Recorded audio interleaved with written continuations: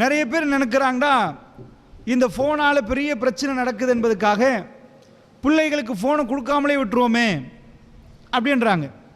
எனக்கு ஞாபகம், ஒரு 10-15 ஆண்டுகளுக்கு முன்னாடி ஒரு கேள்வி பதில் நிகழ்ச்சி நடக்குது கண்டியில்.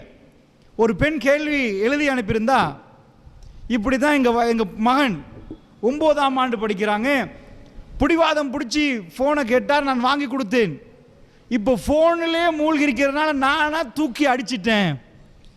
இந்த ஃபோனை கொடுக்கணுமா, திரும்ப என்னோட பேசாமல் இருக்கிறார், கதைக்க மாட்டேன்றார். இவரை சமாளிக்க எனக்கு தெரியல, ஒரு வழி சொல்லித்தாங்க, இவருக்கு ஃபோனை வாங்கி கொடுக்கணுமா கூடாதான்னு கேட்குறாங்க. அதாவது சிலர்கள் என்ன முடிவு எடுக்கிறாங்கன்னா, இதெல்லாம் வீட்டுக்கே வேணாம், கொடுங்கவே வேணாம், என் வீட்டுக்கும் வேணாம், ஃபோன் எனக்கும் வேணாம் என்று ஒரு சின்ன ஃபோனை வைத்து கொண்டு இருப்பார்கள். இது தீர்வாக அமையுமான்னு கேட்டால் அதுவும் தீர்வில்லை. ஏனென்றா இப்போ நாம் இருப்பது இன்ஃபர்மேஷன் டெக்னாலஜி, ஐடி. இப்போ உதாரணத்துக்கு இதுக்கு முன்னாடி நாம் எடுத்துக்கொண்டோன்னா ஒவ்வொரு யுகத்தை எல்லாம் ஒவ்வொரு விதத்தில் வச்சிருக்கிறான். இப்போ அதாவது மூசா அலைஹிஸ்ஸலாம் காலத்தை எடுத்துக்கொண்டோன்னா எகிப்து, அவங்க ஆர்கிடெக்சர், அந்த பிரமிடுகள் இன்றைக்கும் பிரமிக்க வைக்குது.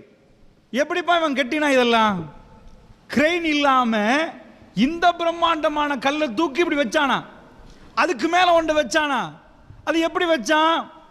அதுக்குள்ள ஆட் பண்ணியிருக்கிறான், ஒவ்வொரு வரைபடங்களை வரைஞ்சிருக்கிறான்.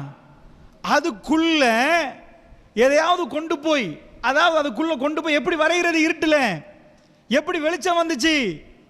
அந்த வெளிச்சம் அதுக்குள்ள கொண்டு போனால் அணையும். அப்படி என்றால் அவர்கள் பல்பை கண்டுபிடிச்சிட்டாங்களா? ஏன்னா மேலே எதுவுமே கருப்பு படியல்ல. இப்படி நிறைய ஆய்வுகள் பண்ணி இன்றைக்கும் உலகத்தில் அதிசயங்கள் பட்டியல், அதிசயம்னா 100 1000 இல்லை, 7 wonders of the world, 8 அப்படி 7 8 இப்படி தான் வந்துச்சு. இதுக்குள்ள கொண்டு போய் பிரமிடு சுருற அளவுக்கு அவ்வளோ பிரம்மாண்டமான ஆர்கிடெக்சர். அவர்கள் காலத்தை பொறுத்தளவில் அந்த மாதிரி ஒரு யுகம். இன்னொரு யுகத்தை நாம் பார்த்தோம்னா, இப்படி ஒவ்வொரு காலத்தை எடுத்துக்கொண்டோம்னா ஒவ்வொன்றிலையும் ஸ்பெஷலாக்கி வச்சிருப்பான். அந்த யுகத்தை முடித்ததுக்கு பிறகு இன்னொரு யுகத்தை அல்லாஹ் தொடங்குவான். இப்படித்தான் உலகம் முன்னேறி கொண்டே வருகிறது. மனிதன் காட்டுக்குள்ளே இருந்தான், அவன் அப்படியே வீடுகளை கெட்ட தொடங்கினான், இன்னொரு யுகம் மலருது.